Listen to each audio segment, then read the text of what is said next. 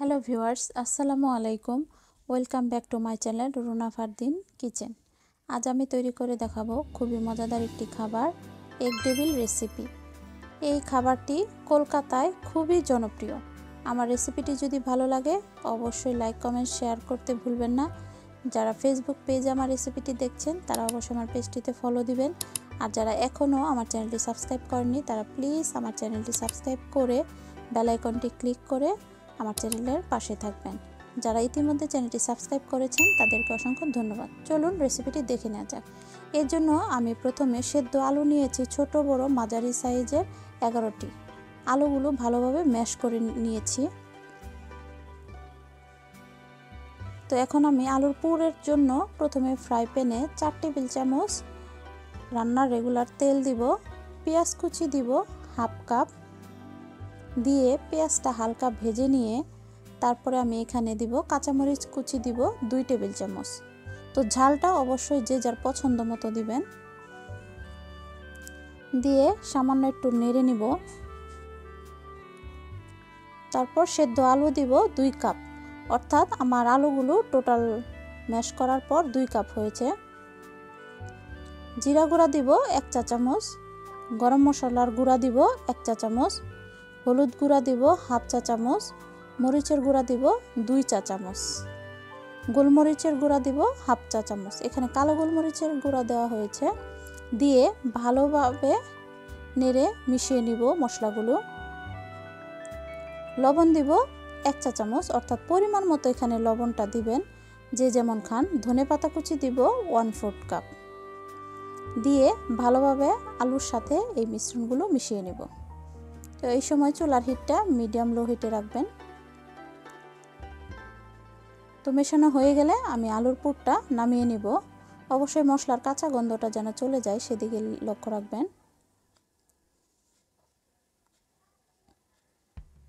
যেহেতু egg devil recipe, এখানে আমি 3টা ডিম ভালোভাবে সেদ্ধ করে নিয়েছি।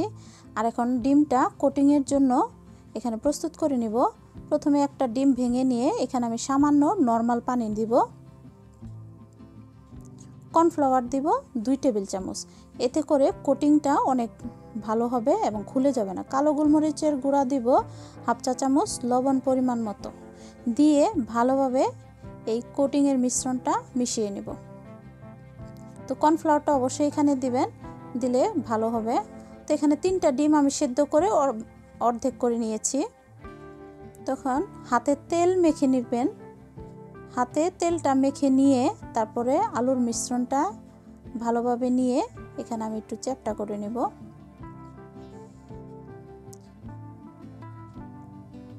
তারপরে সেদ্ধ ডিমটা দিয়ে দিব।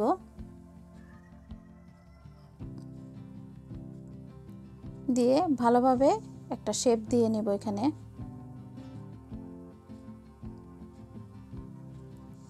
একটু চেপে চেপে লাগাতে হবে, আলুর পুরটা যেন বেশি না হয় বা কমও যাতে না হয়। দিয়ে ভালোভাবে ডিমের কোটিংটা করে নেব। তো এখানে আপনারা চামচটা ছাড়াও হাত দিয়েও করতে পারেন। তো ভালোভাবে ডিমটা লাগিয়ে নিয়ে তারপর উঠিয়ে নিয়ে এখানে আমি অরেঞ্জ ক্রাম দিয়ে দিব। তো এখানে অরেঞ্জ ক্রাম, ব্রেড ক্রাম অথবা বিস্কুটের গুঁড়া যে কোনো একটা আপনারা নিতে পারেন। কোটিংটা অবশ্যই 2 বার করতে হবে। এখানে আমি অরেঞ্জ ক্রামে প্রথমে লাগিয়ে নিব, নিয়ে আবার ডিমের গোলায় চুবিয়ে নিব। তো এখন আমি আবার ডিমটা লাগিয়ে নিচ্ছি, নিয়ে তারপরে আবার অরেঞ্জ ক্রাম লাগাবো। তো এইভাবে আমি প্রত্যেকটা ডিম করে নিয়েছি। তো এভাবে ভালোভাবে লাগিয়ে নিয়ে কিছুক্ষণ রেখে দিবেন 5 মিনিটের জন্য। 5 মিনিট পর গরম তেলে ছেড়ে ভেজে নিতে হবে। তো এই সময় চুলার হিটটা মিডিয়াম হিটে রাখবেন। তারপরে ভালোভাবে চারপাশে আমি ভেজে নেব। যেহেতু ডিমটাও সেদ্ধ আলুটাও সেদ্ধ তাই সময় লাগবে না, শুধু ব্রেড ক্রামটা ভালোভাবে হয়ে গেলে নামিয়ে নেব। ব্রেড ক্রামে যখন কালার দেওয়া হয় ওইটা তখন অরেঞ্জ ক্রাম হয়ে যায়। তো দুইটা একই কথা। তো ভালোভাবে চারপাশে ভেজে নিয়ে এখন আমি তুলে নেব।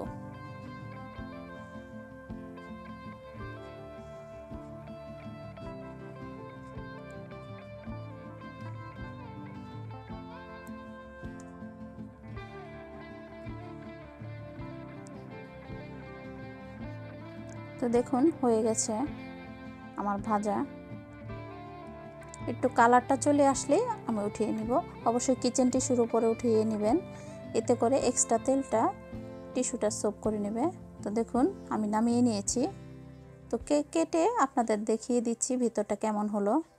দেখুন খুবই মজা হয়েছিল, আর টমেটো সসের সাথে পরিবেশন করবেন। ভিডিওটি দেখার জন্য সকলকে ধন্যবাদ।